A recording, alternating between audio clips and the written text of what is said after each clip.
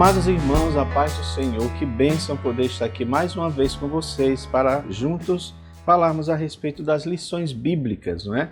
E já estamos indo para o final deste quarto trimestre de 2023, lição de número 13, 24 de dezembro de 2023.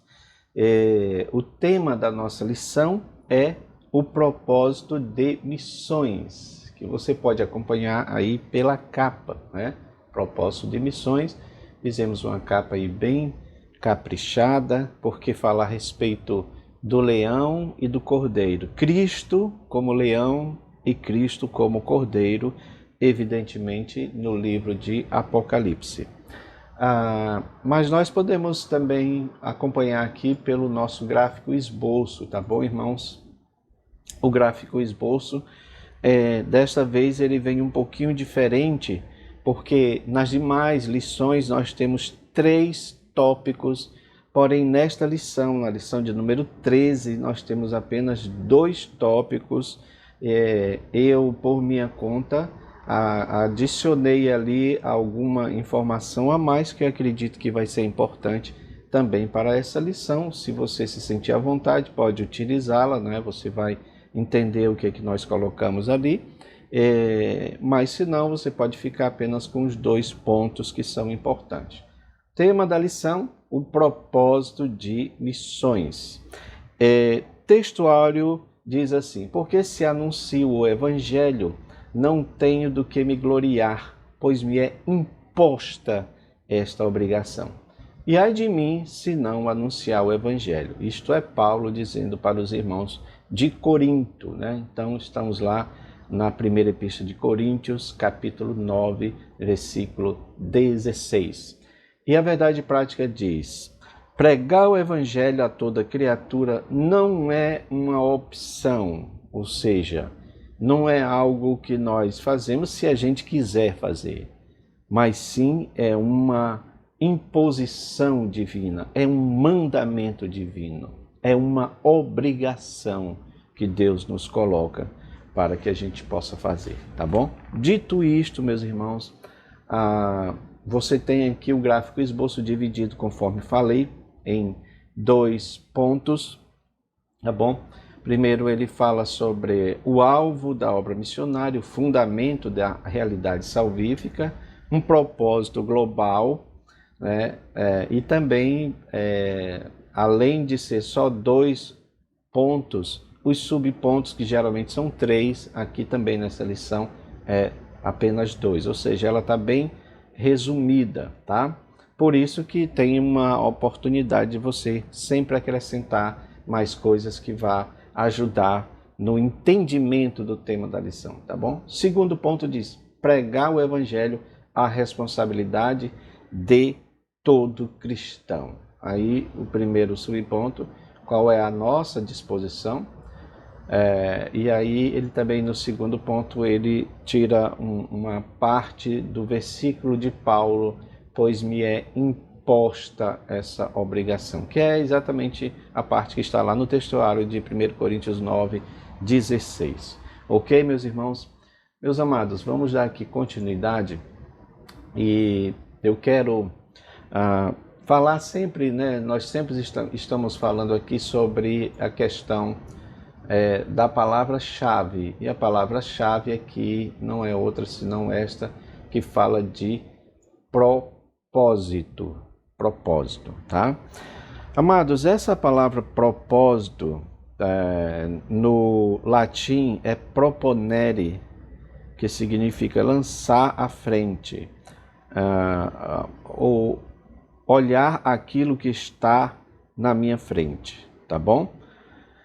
Então, neste sentido, o propósito é tudo aquilo, né, que eu tenho como um objetivo chegar, tá bom? Então, esse é o propósito. E aqui vai falar claramente do qual é o propósito da igreja, tá? Uma coisa também que é importante, quando a gente fala de propósito, nós estamos falando de algo que os estudiosos, né, os teólogos chamam de teleologia. Inclusive, isso é um conceito que vem da própria filosofia, né? A filosofia aristotélica tratava sobre isso. Então, essa teleologia fala a respeito do objetivo ou do propósito, que tudo foi criado com um objetivo, com um propósito, com uma razão de ser, tá bom? Isso é tudo. Tudo. Não existe nada que não tenha um propósito, não existe nada que não tenha um objetivo. Eu vou dar um exemplo muito simples aqui. Eu tenho em minhas mãos uma tampa de uma caneta. Pode ser uma coisa simples, mas ela foi feita com um propósito, com um objetivo. Qual é? De fechar a caneta. Coisa simples, não é? Mas para você ver como tudo tem um propósito, tudo tem um objetivo, tudo tem uma razão de ser. Inclusive, a teleologia, o estudo da teleologia, também nos remete ao próprio Deus, porque existe um propósito em tudo. E se tudo tem um propósito, então nós entendemos que o nosso Deus, ele criou tudo com este propósito. Daí nós entendemos que nada aconteceu ao acaso, que tudo tem um propósito, um objetivo, e foi Deus que fez, tá bom? Meus amados, nesse sentido, a igreja também tem um propósito. A igreja também foi criada com um propósito, com um objetivo, que foi o que nós colocamos aqui no gráfico exposto. Deixa eu ver se dá para mostrar para os irmãos só esse recorte aqui do gráfico esboço, tá bom? Nós acrescentamos aqui a teleologia eclesiástica, ou seja, o telos, né, que lá no grego é propósito, objetivo. O propósito eclesiástico, o propósito da igreja, teleologia eclesiástica, é o objetivo em relação a Deus, em relação aos homens. Para com Deus, o propósito da igreja é adoração, é glorificação do nome de Deus. Então nós, como igreja, como corpo de Cristo, fomos criados para adorar o Senhor, para glorificar o Senhor, para exaltar o Senhor, para bendizer o seu santo nome, conforme a gente vê, né, nos Salmos, Davi sempre falando a respeito disso. Mas a teleologia eclesiástica, ou seja, o propósito da igreja para com os homens, aí trata de comunhão, trata de unidade e, especificamente aqui nesta lição, trata de proclamação. Ou seja, o propósito da igreja, a gente poderia até ampliar mais esses dois propósitos, criando um terceiro propósito para com a humanidade em geral. Qual é o propósito da igreja para com a humanidade em geral? Proclamar as virtudes do reino de Deus. Proclamar o evangelho de Cristo Jesus. Então veja que tudo isso é importante nós sabermos esses objetivos. Por isso que temos falado constantemente, ainda que alguém não queira entender ou queira, de repente, acusar-nos de alguma coisa, sempre temos dito que o propósito da igreja é pregação do evangelho. O propósito da igreja não é político. O propósito da igreja não tem a ver com reinos humanos. Quando Cristo esteve aqui na terra, ele disse: o meu reino não é deste mundo. E a igreja, ela está intrinsecamente ligada ao reino de Deus. Então a igreja não é para se meter com a questão política. E isto não tem nenhuma relação com o nosso dever cívico. Todos nós somos cidadãos desta terra, sabemos que temos que votar, sabemos que temos uma obrigação cívica para com o nosso país. Porém, isto nunca deve tomar o primeiro lugar da igreja. O propósito da igreja não é este. O propósito da igreja é a pregação do evangelho. é levar o evangelho de Cristo aos perdidos, às pessoas que estão vivendo nesta terra sem conhecer o verdadeiro Deus. Tá bom, meus irmãos? Então, esse tema aqui é muito importante. Eu espero que você possa explorar mais ele, tá bom? Vamos lá para o nosso primeiro tópico, está falando sobre o alvo da obra missionária. Aqui está tratando sobre o fundamento da realidade salvífica.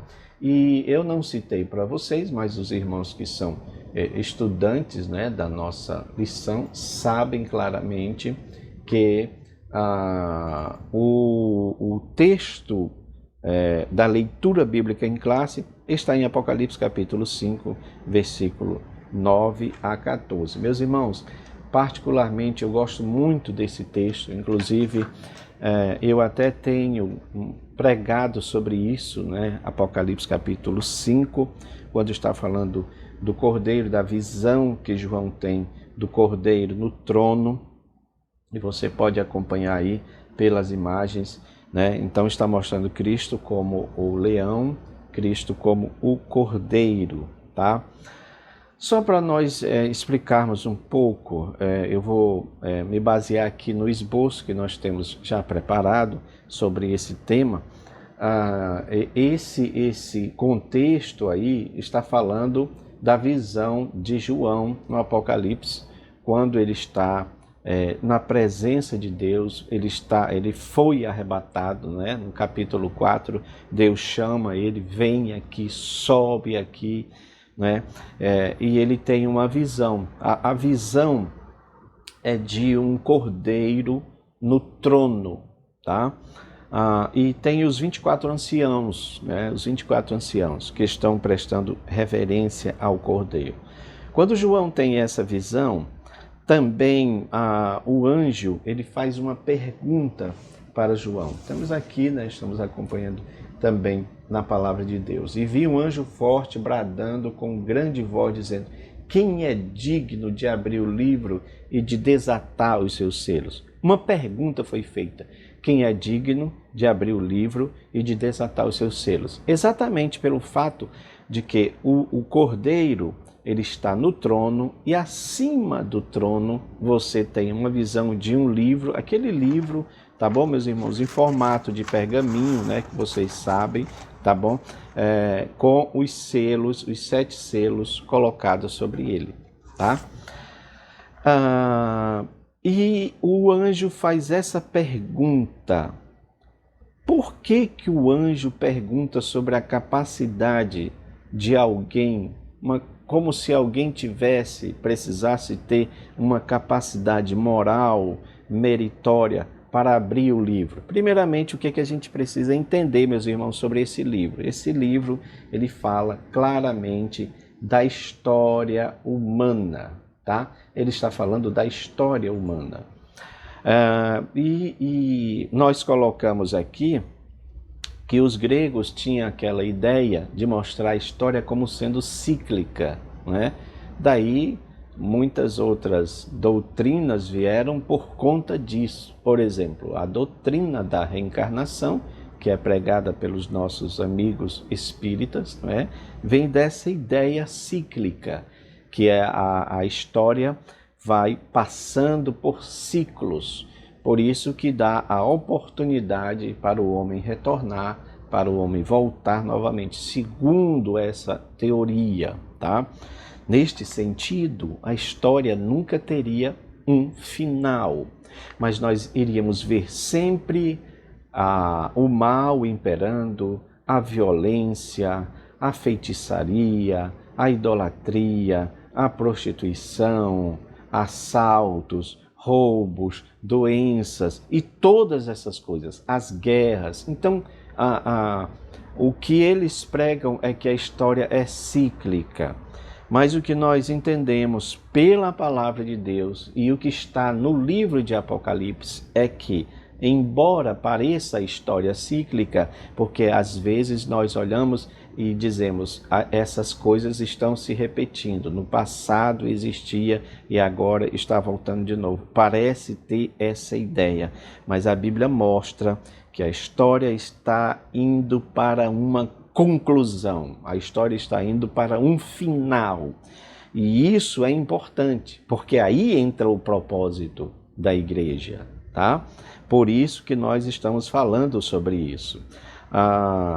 E quando o anjo pergunta se tem alguém digno de abrir o livro e de desatar os seus selos, é porque precisava de que alguém fosse cheio dessa capacidade moral e meritória para fazer isso, para saber o que é que vem na continuidade da história, porque se nós pararmos para pensar, o livro de Apocalipse nos mostra o que é que vem na continuidade da história. Então, você tem grandes homens, grandes líderes de religiões, né?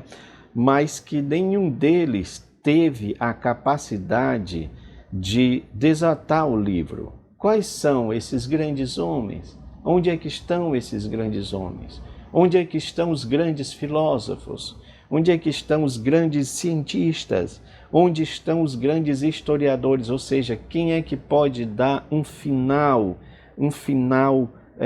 uma conclusão boa, agradável, aceitável para a humanidade?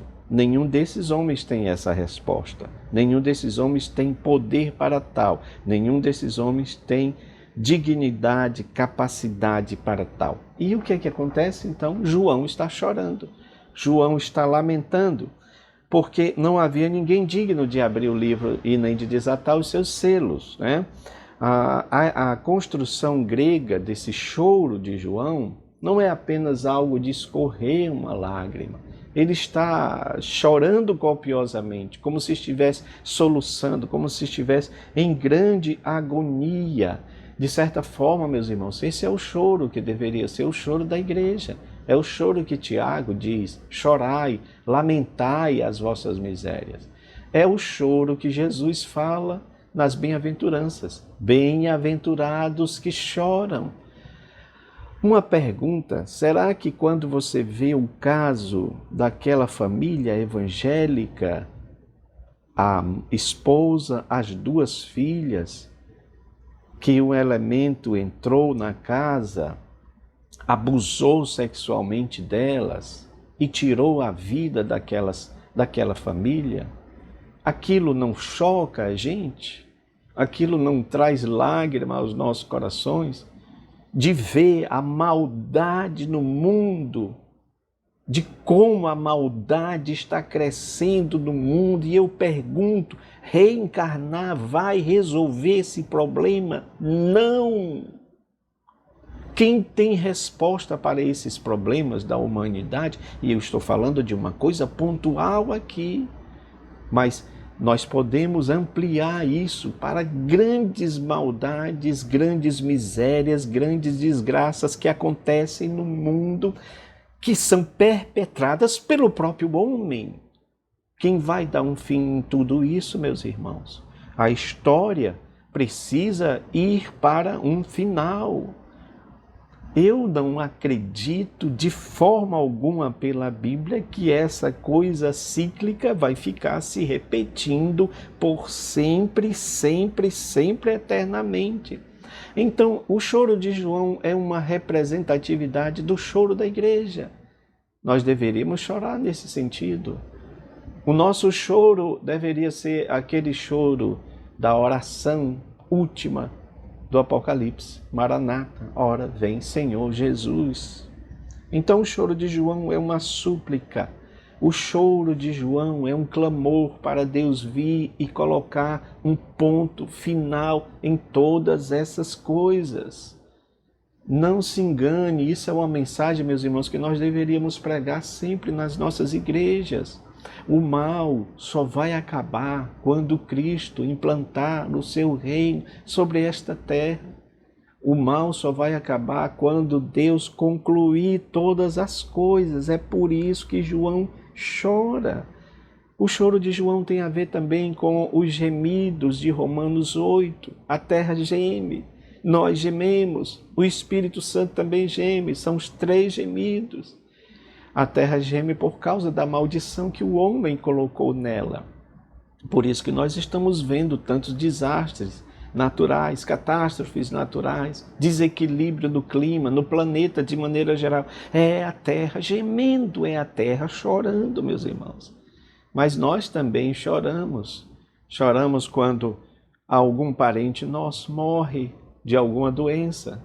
Choramos quando algum parente nosso, alguém próximo a nós, um amigo nosso morre de maneira, violenta. Porque tudo isso tem a ver com o choro. Por isso que a Bíblia diz, Tiago 4,9, lamentai, chorai, converta-se o vosso riso em pranto. E às vezes é triste a gente ver que nas igrejas trocaram-se essa teologia do choro por uma teologia do riso. Então o que você tem é stand-up comedy nas igrejas, pessoas fazendo palhaçada, brincadeira nas igrejas, enquanto a Bíblia diz que é para fazer o contrário disso.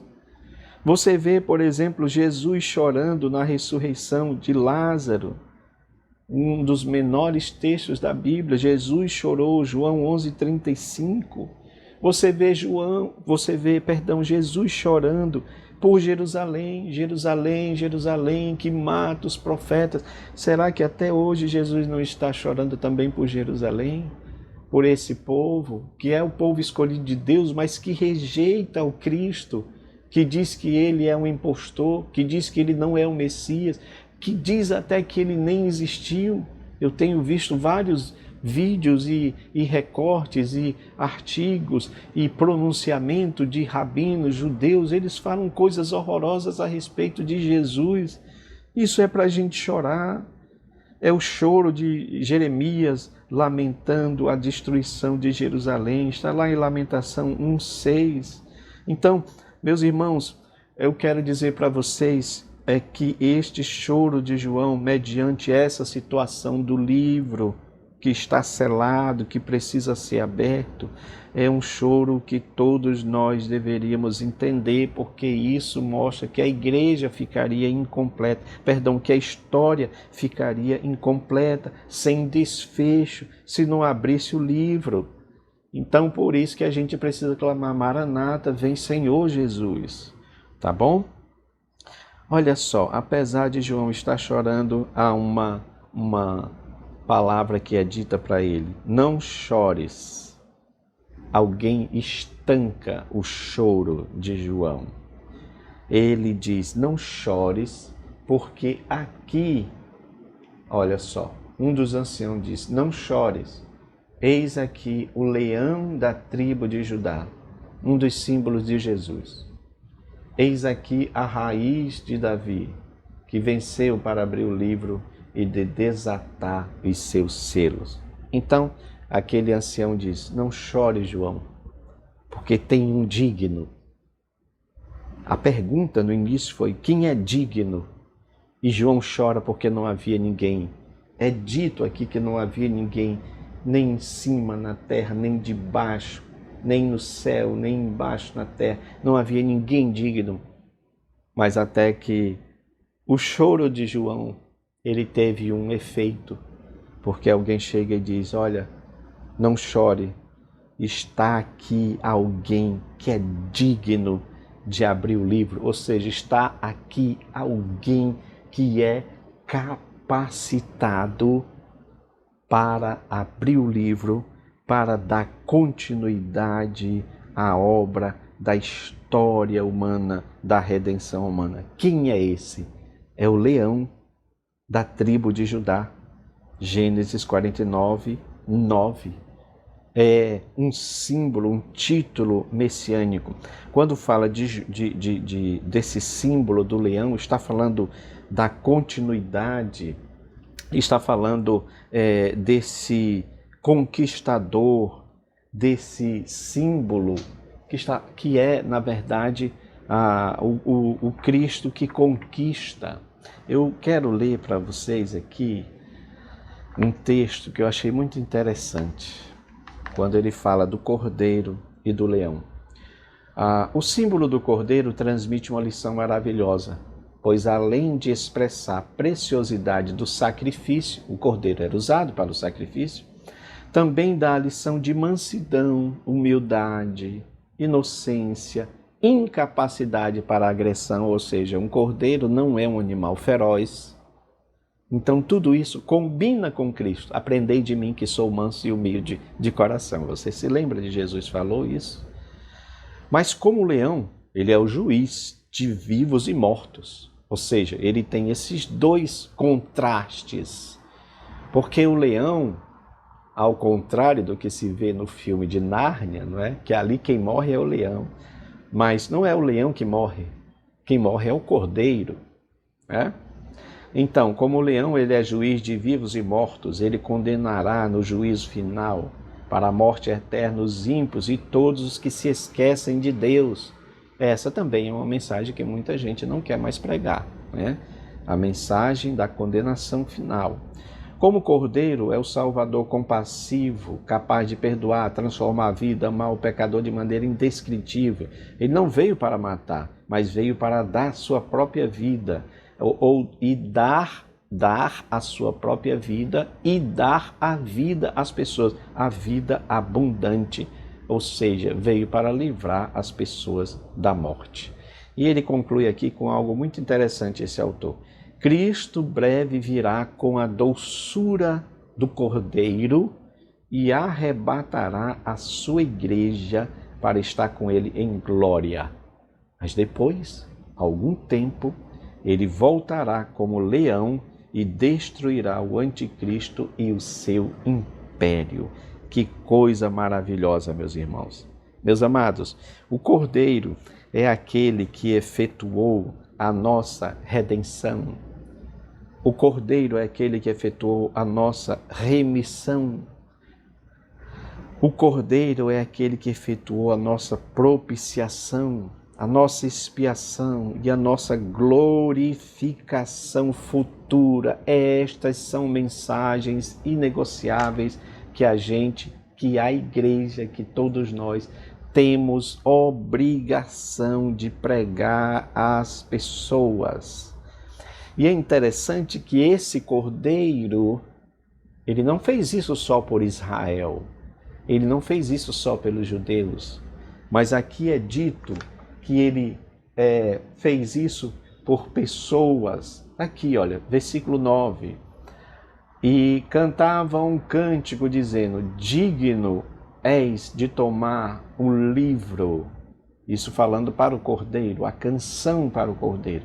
Digno és de tomar o livro e de abrir os seus selos. Porque foste morto, não o leão, mas o Cordeiro. Porque foste morto e com o teu sangue compraste para Deus homens de toda tribo e língua e povo e nação. E para o nosso Deus fizestes reis e sacerdote, e eles reinarão sobre toda a terra. Olha, meus irmãos, a nossa obrigação. Olha, meus irmãos, o nosso propósito. Pregar às pessoas que o Cordeiro que foi morto.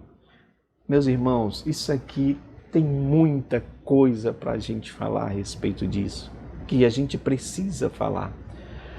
O problema dos nossos irmãos judeus é que eles achavam que Jesus, assim como alguns da época, Jesus viria como o leão da tribo de Judá para destruir os inimigos humanos.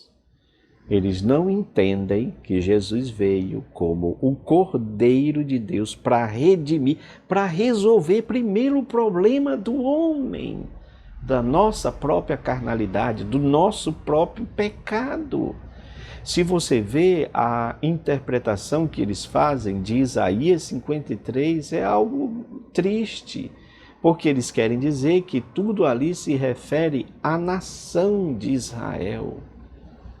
E todos nós sabemos que ali está falando do servo sofredor, do Messias sofredor, daquele que teve o seu rosto desfigurado, que as pessoas olhavam, meneavam a cabeça, olhavam para ele, não tinha valor nenhum, não tinha parecer nem formosura, que alguns até confundem falando da aparência de Cristo, dizendo que Cristo era feio, e o texto não quer dizer isso. O texto quer dizer que o sofrimento que foi impingido a ele deixou ele desfigurado, sem aparência, sem beleza. Então, meus amados, nós precisamos entender que esta é a nossa função de pregar o Evangelho, de mostrar para todos que esse Cristo, que derramou o seu sangue, derramou por toda a raça, tribo, língua, nação, etnias, povos, tribos urbanas, o que quer que seja, Jesus morreu por todos eles. Jesus deu o seu sangue por todos eles e ainda nós questionamos isso, né? Ainda tem aí essa complicação arminiana, calvinista, que um diz, não, Cristo morreu por todos, e outro diz, não, Cristo morreu só por alguns. A Bíblia não se mete nessas coisas, a não ser dizer que ele morreu por todos. Todos vão aceitar? Claro que não. E quem é que vai aceitar? São aqueles que vão ser os eleitos.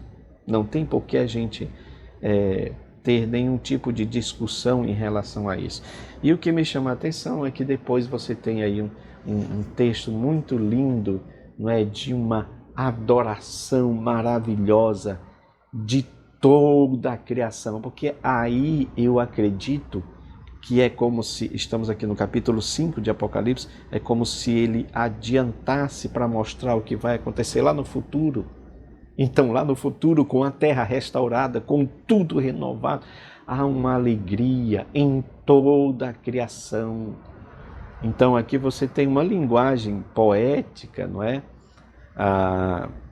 Em que mostra até os animais louvando ao Senhor, adorando ao Senhor. Sabe, irmãos, eu digo que aqui você vai ter a ideia da igreja verdadeira. Não estou falando de placa denominacional, estou falando de uma igreja que transcende tempo, transcende o entendimento, todos louvando ao Senhor, todos adorando ao Senhor, todos glorificando ao Cordeiro. Vai ser uma bênção, né? Eu sonho muito com esse momento. Então, como diz aqui, o propósito é global, porque você vê aqui claramente o louvor ao Cordeiro, dizendo que ele foi digno e o sangue dele derramado comprou, redimiu, resgatou pessoas de toda tribo, raça, língua e nação, mostrando esta universalidade do Evangelho para todos, para todas as pessoas, que é isso que os nossos irmãos judeus não entendem. Um dia desse eu vi um rabino dizer claramente, nós não fazemos proselitismo, nós não fazemos questão que ninguém se torne judeu. É verdade, porque eles querem tudo para eles mesmos, né? Sempre eles tiveram essa ideia. E a igreja, com a igreja, Cristo veio quebrar esta ideia, que aliás, é algo que vem sendo dito desde o início mesmo com Abraão, da criação de Israel. Em ti, Abraão, por causa de ti, Abraão, todas as nações da terra serão abençoadas. Como é que então as nações da terra seriam abençoadas se não fosse pela influência do Deus de Israel, do Cristo que morreu para todas as outras nações? Então, eles precisam resolver essas perguntas. Meus irmãos, segundo ponto para nós encerrarmos, né? Vai ser rápido hoje, mas acredito que esses pontos nós deveríamos falar sobre ele. Pregar o Evangelho, responsabilidade de todo cristão. Lembra que nós falamos aqui sobre propósito? O propósito, meus irmãos, tem a ver com o ponto de chegada. Há uma diferença de propósito e meta ou objetivo. O propósito é lá onde nós queremos. Por exemplo, aqui mostramos essa cena de toda a igreja glorificando ao Senhor. E essa igreja, ela é ampla, né? Mas isso vai acontecer no final. Até porque hoje nós temos divisões até mesmo dentro das igrejas, das denominações, né? Naquele tempo será um só Senhor, uma só fé, um só batismo, um só Deus, uma só adoração. Não haverá essa divisão que existe hoje. Então, o propósito é esse ponto de chegada. O objetivo, meus irmãos, é esta rota de como chegar lá no ponto final, tá bom? O nosso comentarista faz uma pergunta aqui sobre esse ponto, que eu quero mostrar aqui uma coisa para vocês, e eu acho que nós deveríamos, eu ainda não soltei essa enquete, mas eu gostaria que você que está assistindo esse vídeo, comente essas perguntas, porque é sério isso daí, tá? Aqui ele diz, qual é a nossa disposição? Como está a nossa disposição de levar o Evangelho a todo mundo? Você sabia que a vinda do Senhor tem a ver com a execução desta ordenança? Aí também é outro ponto polêmico, porque o que é o fim que a Bíblia fala? O fim seria o arrebatamento da igreja ou o fim seria o final de todas as coisas, não é? Também não acho que vamos ter que entrar nesse debate, tá? Mas aqui ele faz uma pergunta muito interessante e eu quero que vocês olhem para essa enquete que nós estamos colocando aí. Nós estamos mesmo pregando o Evangelho a todo mundo. Isso aqui é o que interessa, saber se estamos fazendo isso, pregando o Evangelho. Professor, como é que está na sua igreja? Como é que está na sua congregação? E a escola dominical tem feito isso? Nós temos saído das quatro paredes, pregado o Evangelho nas praças, por exemplo? Outro dia fizemos isso aqui. Levamos uma classe, levamos uma caixa de som e fizemos uma aula ao ar livre, as pessoas olhando. É claro que tem todo um trabalho que é feito. Você não pode, por exemplo, colocar assuntos polêmicos que vão muitas vezes até ofender as outras pessoas ou religiões, mas se for algo que fale do Evangelho, é ótimo para você fazer dessa forma, tá? Então nós estamos mesmo pregando o Evangelho? A outra pergunta, estamos nós mesmos evangelizando os não crentes? Nós estamos colaborando com as missões, seja orando pelos missionários? Aliás, você conhece os missionários enviados da sua igreja? Importante isso daí, não é? Seja orando, ofertando ou mesmo fazendo missões, indo ao fronte de batalha. Talvez você não possa ir lá naquele país onde está o missionário, mas você pode fazer as missões urbanas, porque isso também é missões. Missões aqui em Jerusalém, como diz o Senhor. Jerusalém, Judeia, Samaria, até os confins da terra, tá bom? O nosso comentarista fala uma coisa aqui que me chama muita atenção. Se a igreja não atender ao apelo divino da grande comissão, se houver omissão da parte de seus líderes, e se os crentes não se dispuserem a ir ao campo, e se o mundo não receber o evangelho nessa dispensação da graça, haverá um duro juízo para os negligentes. E isso é outra coisa que a igreja precisa se despertar. Outro dia, conversando com um jovem que tinha um plano, um projeto de evangelização, ele levou o projeto de evangelização para o dirigente da sua congregação e o dirigente questionou ele com uma pergunta da seguinte forma: quando alguém está doente, essa pessoa vai ao hospital ou o hospital vai até a pessoa? Ele perguntando isso para o jovem. E o jovem disse: a pessoa vai até o hospital. E aí aquele dirigente se saiu com essa resposta dizendo: pois é a mesma coisa. Nós não vamos fazer esse seu plano aí de evangelismo, porque quem tem que ir para a igreja é quem está doente. Nós não precisamos ir até onde ele está. Veja a mentalidade de uma pessoa dessa. E aí você vê várias textos bíblicos falando exatamente o contrário disso. Aquela parábola, por exemplo, do banquete, quando o homem rico mandou que vá nos valados, nas vielas, em todos os lugares, trazendo as pessoas, buscando as pessoas. E alguém tem uma atitude dessa. É triste, não é, irmãos? Isso mostra o quanto está a nossa ideia sobre evangelismo. Então, professor, eu queria que você olhasse para isso, para essas perguntas e respondesse, mas respondesse mesmo, tá? Como é que está a pregação do evangelho lá na sua igreja? Como é que nós estamos fazendo? Porque aí entra o último ponto. Paulo diz, é imposta essa obrigação. Meus irmãos, pouca coisa na Bíblia a gente vê que é uma coisa obrigatória. Tá bom? Esta aqui é uma coisa obrigatória. Então Paulo via essa responsabilidade de pregar como uma obrigação que foi imposta a ele. Ai de mim se não pregar o evangelho. Ou seja, tem dois sentidos, né? A obrigatoriedade. Por que essa obrigatoriedade, meus irmãos? Por causa do juízo que está vindo.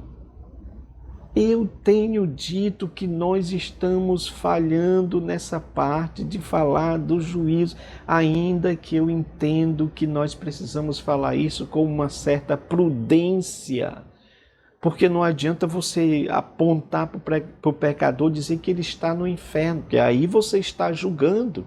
Quando Jesus disse não julgueis, é nesse sentido. Eu não posso dizer para um pecador que ele já está no inferno, e se ele se arrepender. Então a sua premissa, a sua afirmativa foi por água abaixo. E quem pode dizer isso é o Senhor, a salvação pertence ao Senhor. Tá bom? Uma coisa que eu também queria dizer para os irmãos é o texto de 2 Coríntios 5:11. Esse texto, meus irmãos, eu quero trazer ele aqui de uma forma mais aplicada, tá bom? De uma forma mais contextualizada, para falar dessa obrigação. Você pode ler o texto de 2 Coríntios, mas aí eu vou falar dessa forma aqui, como se fosse uma explicação do texto. Então diz assim, olha, sabendo que Deus é sério, sabendo que Deus é severo, severo no sentido de seriedade, sabendo que Deus é sério, nós convencemos os homens para que eles entendam que um dia todos terão de comparecer perante Ele. Não importa se a pessoa não creia, não importa se a pessoa se diga um ateu e diga eu não acredito nisso, isso não vai acontecer, tanto faz. O fato da pessoa desacreditar ou dizer que não vai acontecer não tem nenhum poder sobre os eventos que Deus já determinou. A pessoa diz, eu não acredito em juízo final. Bom, isso é um problema seu, mas o que vai acontecer vai, você acreditando ou não. Então, todos terão que comparecer perante Ele para enfrentar o julgamento de tudo que fizermos de acordo com nossas obras, boas ou más. Ou seja, eu tenho que entender que Deus é amor, eu tenho que entender que Deus é paz, eu tenho que entender que Deus é alegria, é gozo, mas eu preciso entender que Deus é seriedade.